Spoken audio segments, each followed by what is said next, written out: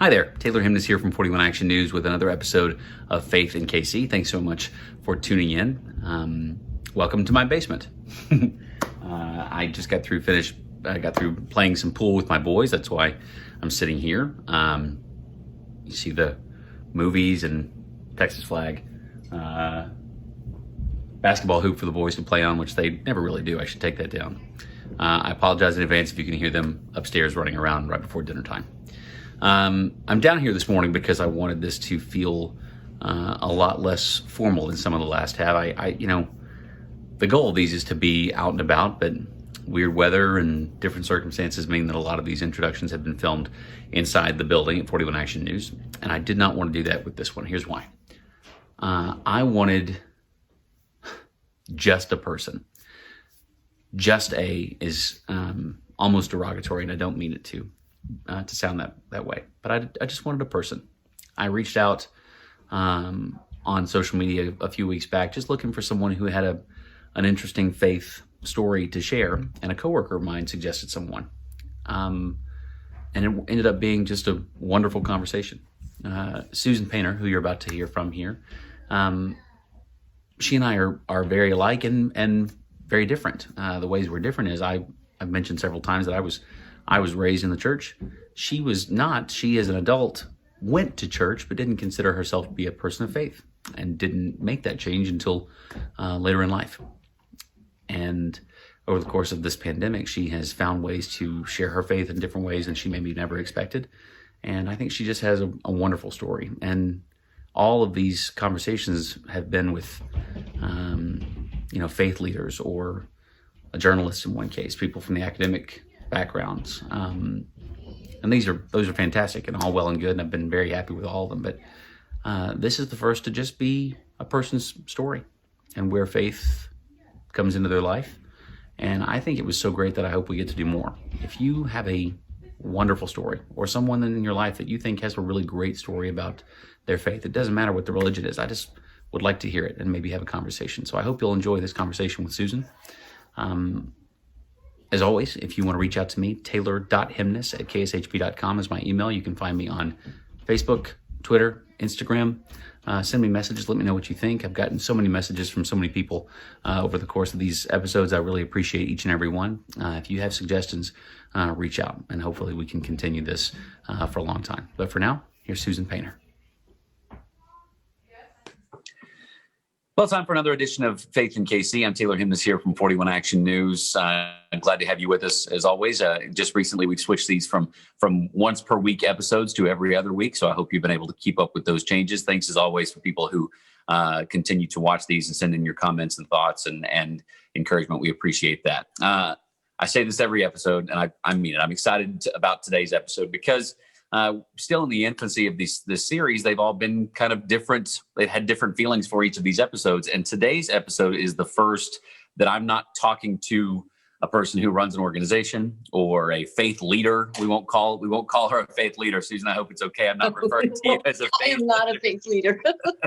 My guest today is Susan Paynter. And the reason Susan and I are talking today is because, as I mentioned in the intro today, Susan is just a person of faith, and I've yet to talk to anyone that we can, for lack of a better term, just put the word "just" in front of their title. I'm just a person of faith, and that's Susan. I reached out, and actually a coworker who knows Susan connected me. So Susan, thank you so much for taking some time out of your day and talking to me. I appreciate it.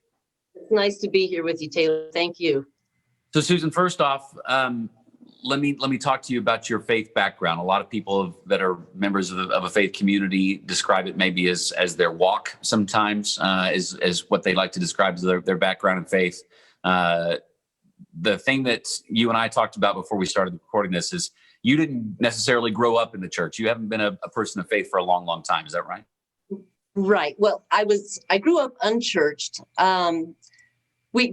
In my household growing up, we sort of had this vague theism, right, belief in God, but no real structure to it.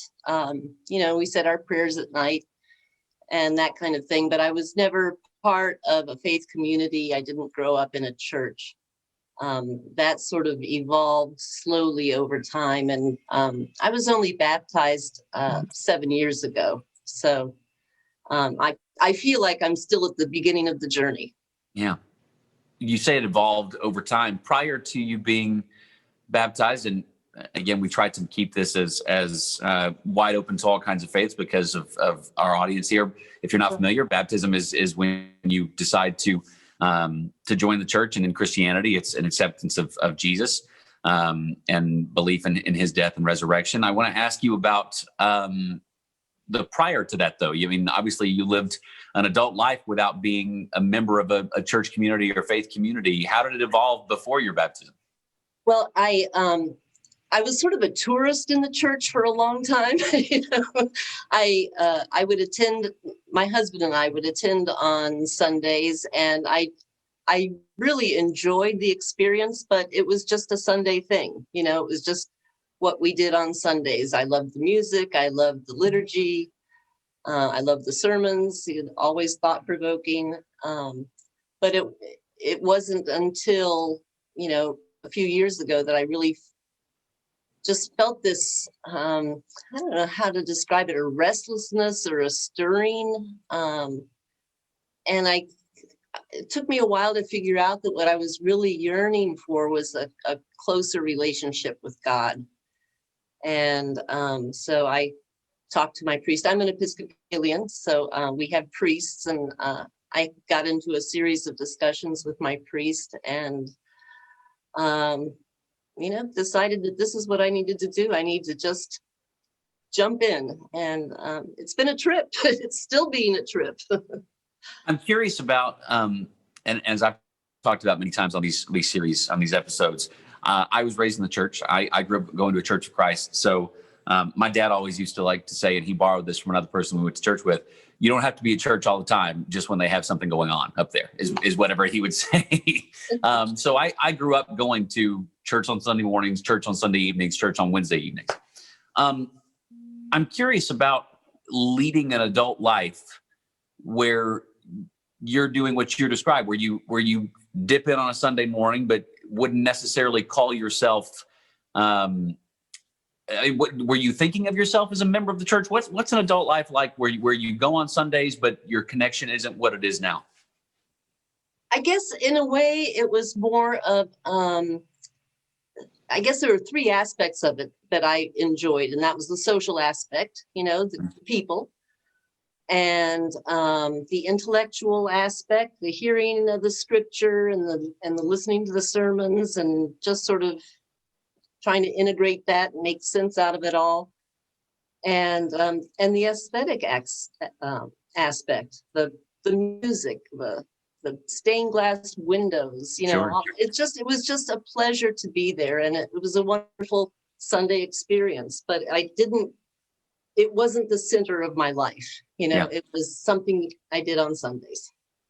I can't imagine that you attended a church for any period of time and weren't invited, asked to become a member of the church. I've been to enough churches in my life that I know places that I've been one time. The first time I went there, an elder or a member of the church or a deacon or the pastor himself would catch up with me on my way out. What brings you in our doors this morning? We'd love to have you back. Did that happen to you on a regular basis? It happened. Episcopalians tend to be not very pushy, for a better word. Sure. They kind of expect you to take your own journey. I was certainly invited early on to make a commitment. Mm-hmm. But I'm I'm kind of slow. I mean, my husband was my best friend for 5 years before I could say, yes, I want to get married. I mean, it takes me a long time to take plunges. I really have to be absolutely sure deep in my heart that this is what's right for me. Yeah. And so I resisted until I really felt the call. So. That's interesting to me that you describe, to use your words, a non-pushy situation. Do you think, have you ever thought about how different your experience might be if it had been a pushier situation. And this is not to paint any church or congregation as this one's pushy, this one's not. But there are some that take real effort in, hey, there's a new person that walked into our door. We need to reach out and do everything we can. Do you think your experience would be different if it was a situation where people were a little bit more forward with it? Well, with my personality, probably I would have walked away because, I need to work through things on my own. I appreciate a supportive atmosphere, and that's certainly what I get in my church. But I need to do things when they feel right to me, when it's really there in my heart. Yeah. So, and I shouldn't have used Taylor. I shouldn't have used the word pushy. I just couldn't come up with the right word. I think it's, and I'm glad you say that, because I think that there might be some people who may listen to this and take offense, but I think that pushy is an okay word, because it doesn't have to be negative. I've been pushy church guy, honestly, and that's not necessarily me all the time. But churches don't continue to grow if they don't reach out to new people. And I think most churches are perfectly fine with the idea of, and most church members, especially staff members, perfectly fine with the idea of, I kind of have to be a little pushy in my job. So I don't think that's a bad word to use at all. So what has been if you don't mind sharing, the changes in your life in the last 7+ years since you actually were baptized, and you think your faith and your walk have become more pronounced? Have you noticed changes? What's it been like? Yeah, I have. There've been a lot of changes, both in my spiritual life and in my physical life. I think it was about 2 years after my baptism, my husband died suddenly, no warning. And that sort of plunged me into some difficult times. Sure. But it also deepened my faith. And I'm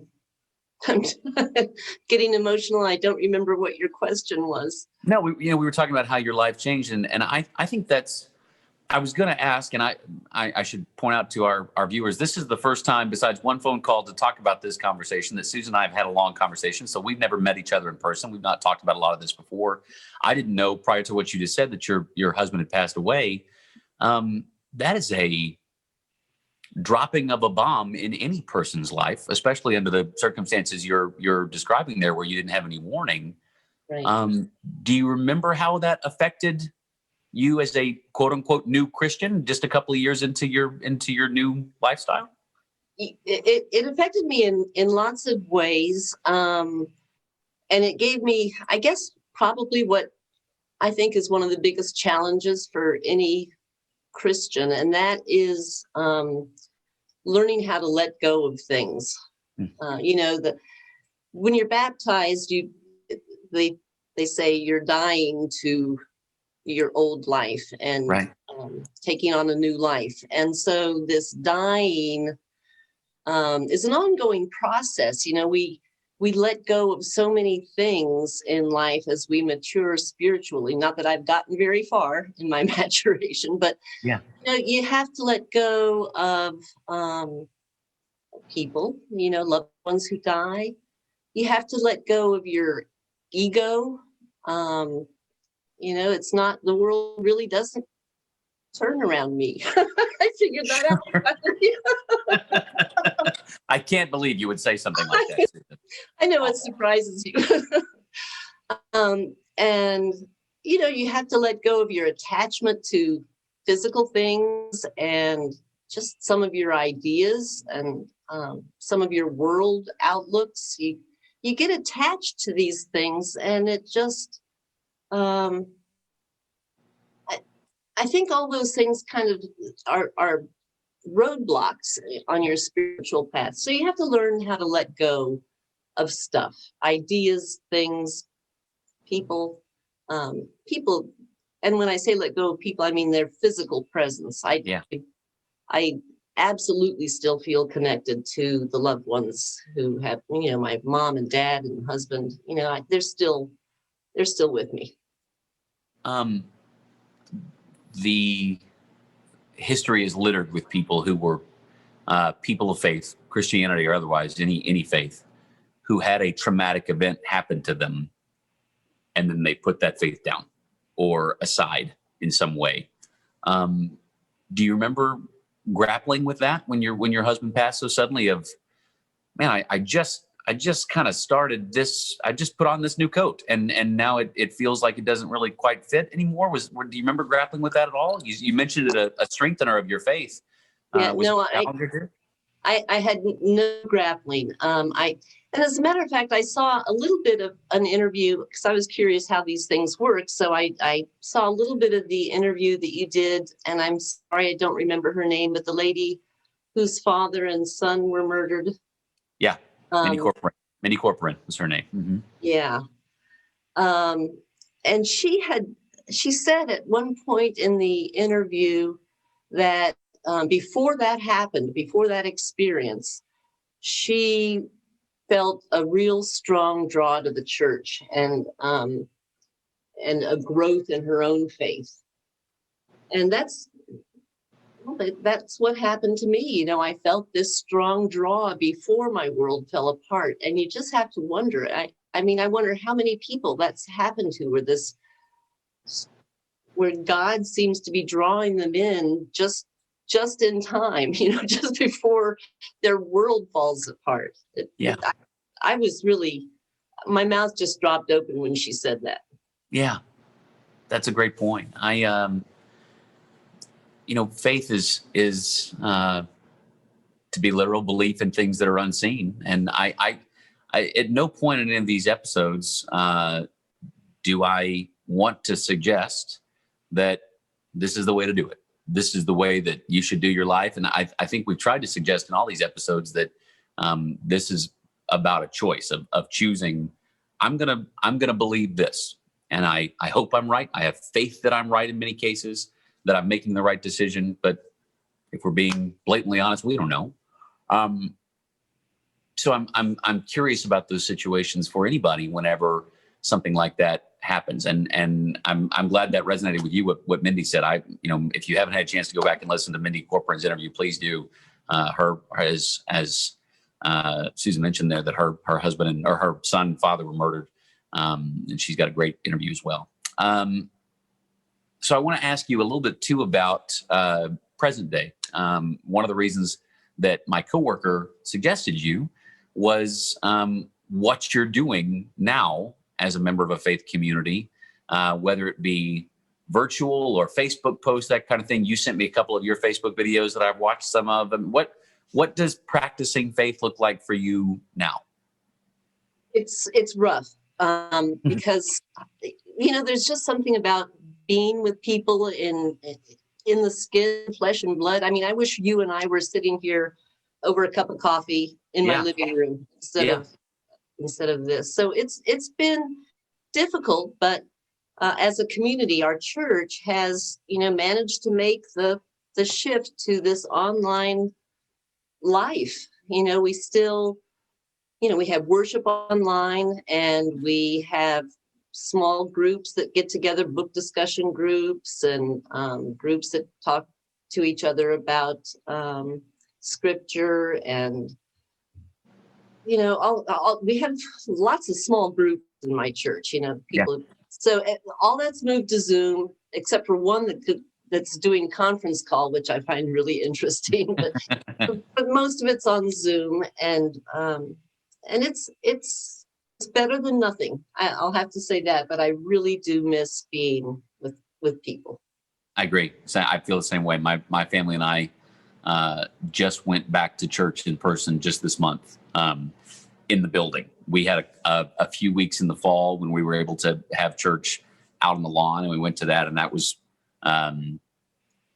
also restorative to me. But to be back in the building has meant a lot to me and my family as well. You were talking about in our first conversation via email that you were a little bit nervous to do this, and there's no problem with that. Like, there's lots of people who are nervous to talk on camera. I've done that. I've been around lots of people like that before. But you do share your faith on camera on a regular basis. I mean, you've got these Facebook videos where you're talking about faith, or talking about a scripture, or talking about something that's important to you. Were you asked to do those? Do you do those of your own accord? How did those start happening? Well, when everything shut down, when COVID first, appeared on the scene, and the physical church shut down, and we all were feeling this need for connection, the clergy in the church decided that they needed to, or we needed them to, regularly connect through prayer. So they started this 3 times a day prayers online on Facebook, and once in the morning, once in the afternoon, and once in the evening. And then one of our priests was called to a church in New York, and so that left them short of people to handle these prayers, and so they reached out. And we've got 3 seminarians, 3 people in the church who are going to seminary now. So they were recruited to do some of the prayers, and I actually thought it would be kind of neat, so I volunteered. And it's been a learning experience, let me tell you. But it's fun, and it's rewarding, and we've developed a community of people who just regularly gather, either all 3 times a day, or maybe some just come in the morning, or some just at night. But it's a spiritual connection for us, and I think it's been lovely. Logistically, what does, and I should have asked earlier, do you mind sharing where you go to church right now, Susan? Oh, I'm sorry. Yeah, it's St. Andrew's Episcopal, down in the Brookside area.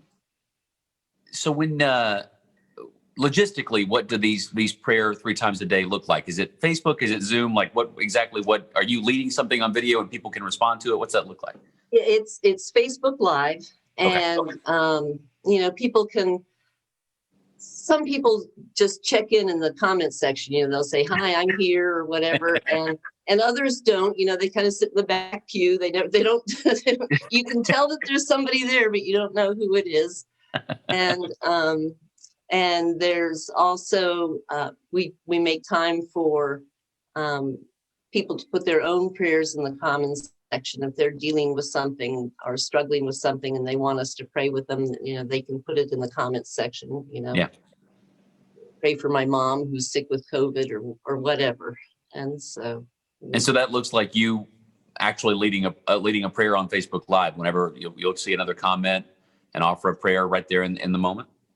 I'm not real good at both doing this and reading and responding. I've tried it a couple of times, and I get off track. So I tend to let the other people gather, respond to their prayers, and then I will go back afterwards and respond in the comments section. But the prayers are going out. Yeah. Whether I'm active in it or not. What do you get out of it, Susan?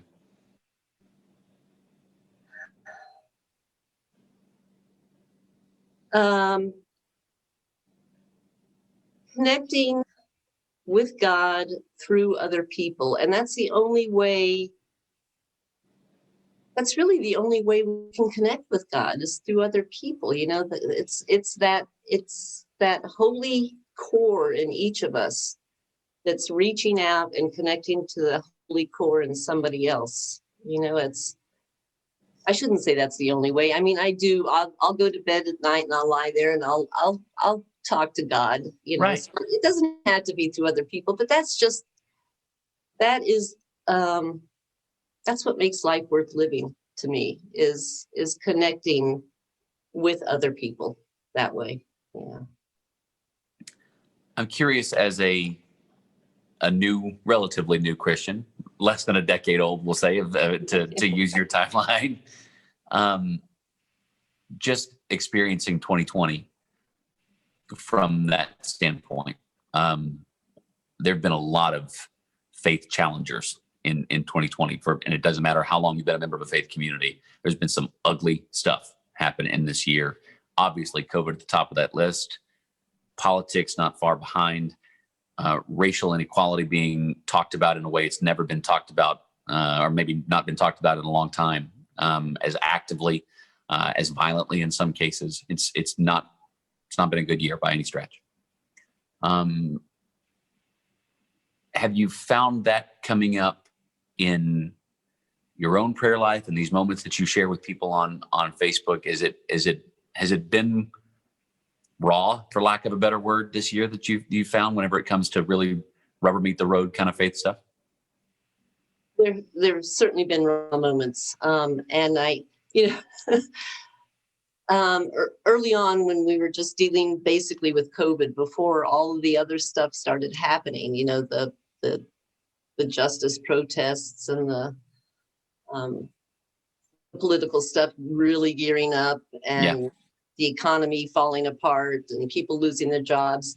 When it was basically just the COVID we were dealing with, there was this, you're on Facebook, so memes, the memes that come up. Sure. There was this one, and it had Yul Brynner dressed as Pharaoh, from the Ten Commandments. From the Ten Commandments, here. And he's got this really sardonic look, and the text said, "This is Pharaoh watching you freak out over one plague," instead of the 7 biblical plagues. So, but I feel like we're probably up to about 7 by now. And I have to remember that, people, when you read scripture, people have been just dealing with these kinds of things forever. And it's often not until we are through it and looking back that we can make sense out of what's going on. We want everything to make sense right now. We want to know, why is this happening and what does it mean? And it takes time, refer back to scripture again. When Moses led the Israelites out of slavery, out of Egypt, they wandered for 40 years trying to make sense of where they were going, to the promised land. What does that mean? How do we develop as a people? So I know it's going to take us time to really understand this. From a Christian perspective, look how long it took for the Gospels to be written after Jesus had died. I think that people were still trying to wrap their minds around what this death and resurrection really meant, and it takes people time to metabolize experiences in a spiritual way, in a way that feeds, your spirit. I think fairly one of the big knocks against organized religion of any kind is its frequent inability to see its own faults. And I think the part of that goes hand in hand with what we're talking about, a timeline of how long someone is a member of a faith community or is in a church community. The longer you're a part of something, sometimes the harder it is to see the warts and to see what could be done better, what shouldn't be done that way anymore. And I know for a fact, because I've known people that have been described this way, I have been described this way, members of faith communities can get very strongly defensive and go downhill from there, honestly, sometimes. Start at strongly defensive and get worse whenever things are criticized or attacked. It doesn't have to be a faith community. I mean, look at us as Americans. I mean, we love our country. Yeah. But we don't want to see its faults, Yeah. and there are faults, and they're becoming clearer to some. Well, everybody's seen some faults. We aren't all agreeing on what the faults are, but yeah. You want to just say we're perfect, but we're not. And we need to look at our imperfections. So, I mean, whether you're talking about your faith community or your nationality or yourself, it's hard to look at your faults, but you got to do it because You just can't. No, go ahead. Because you just can't. I was just going to say you just can't get right if you don't look at the flaws. Right. I was going to ask because the way you described your church-going experiences before you became baptized was interesting to me, because you talked about the aesthetic beauty of it and what you took as I mean, there are things that you like. You don't go back every Sunday if you don't enjoy several parts of it, or at least frequently. Have there been parts of that maybe are, and I'm not asking you to call out your church or the faith community like that, but have there been things that in the last few years since you've been a more active member of a faith community, since you've been baptized, that you've gone, I don't really know why we do that way, or I don't know if that's the best way of going about interacting with people, or have there been any faults or warts exposed to you since you've been a more active Christian? No, we're perfect at St. Andrews. I love that answer so much. That's really funny. No, of course there are things one thing, for instance, when we went to online worship, what we do in our tradition, what we do is on Sundays we read from scripture. We usually we read some of the Psalms, and then some other scripture from the Hebrew scriptures, and then something from the gospel, and then an epistle, and then the sermon kind of pulls all that together. Sure. But because we were worried about screen time, and everyone's getting kind of weary of all the screen time, we cut some of those scripture readings down to just a couple or just one, and that bothered me. Yeah. I love to hear all of that. I love to get that whole the whole shebang. So I complained, but and I think we're doing more of that now. So maybe. I think it's written somewhere, Susan, that you're not technically a member of any church unless you've complained about something that church is doing. I'm pretty good at that. I've been at my fair share of, hey, I don't like this meetings. So I think that you can definitely claim to be a member of the church now that you've complained about something. Yeah, wait a minute. That's a hymn I don't know. Why are we singing that? What are we doing? What are we doing? Absolutely.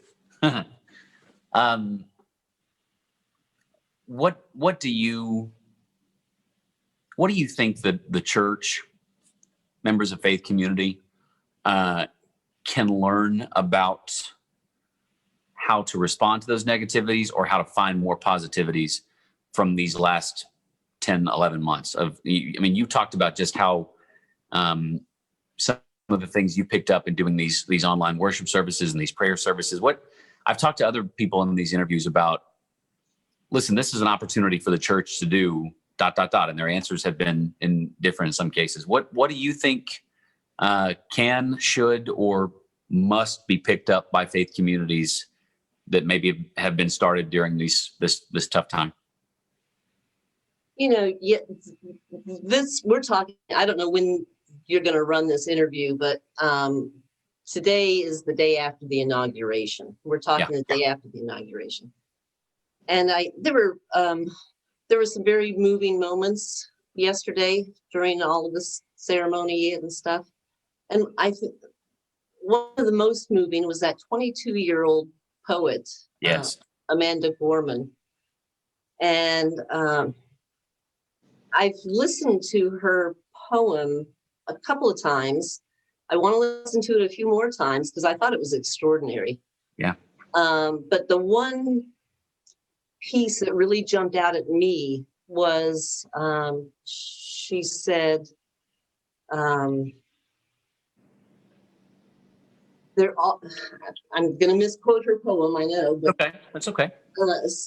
She said, there's always light.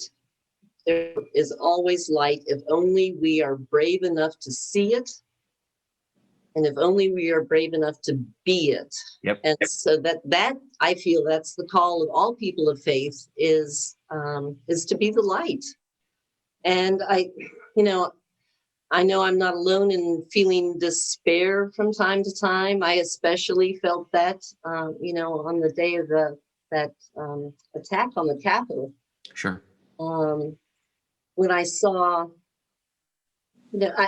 as an American and as a Christian, it was just so painful for me to see that, to see Christian symbols up there along with anti-Semitic and other racist symbols. It was really distressing. And so I despaired for a while after that. And then yesterday helped me bring myself back to where I should be, especially, what I just mentioned about Amanda Gorman's poem. We have to be the light. Yeah.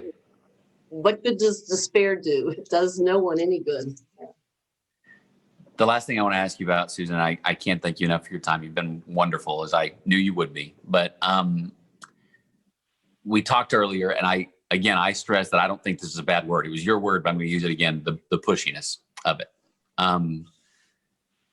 As we continue to get back to normal, as we continue to hopefully one day get back to where church pews are full, even the people are in the back, they want to be in the back, that we get back to what it was like before all this started.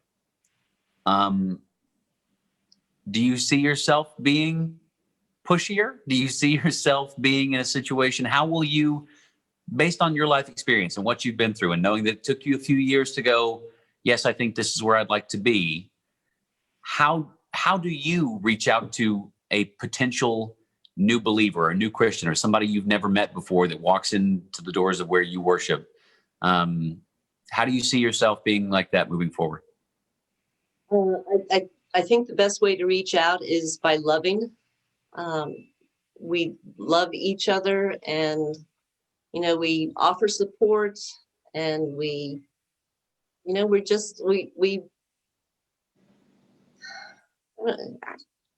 that's all I can say. Just love, love. That is the answer to everything. And we just don't love enough in this world. Yeah.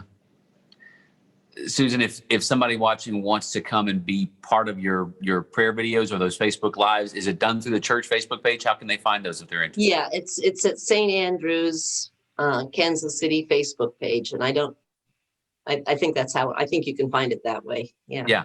Well, I will find it and tag it whenever this video is posted so people can find it. And that's still done 3 times a day is when those are done? Still is, yeah. Perfect. Susan, I can't thank you enough for your time. I hope that you don't mind me being pushy in some of these questions. And I really appreciate your time today. Thank you so much. Thank you, Taylor. It's been a pleasure.